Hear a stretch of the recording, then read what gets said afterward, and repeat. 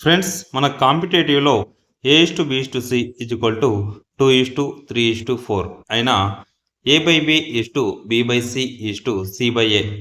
ఎంత అని అడిగినప్పుడు మనం సింపుల్ మెథడ్లో ఎలా చేయాలో ఇప్పుడు చూద్దాం. A/B/C = 2:3:4 కాబట్టి A = 2, B = 3, C = 4. A/B కాబట్టి 2/3 B/C కాబట్టి 3/4, C/A కాబట్టి 4/2 ఇలా రాసుకొని ఈ మూడింటి యొక్క కాసాగు చూస్తే 12. అయితే వీటిని ఎలా రాసుకుంటాం?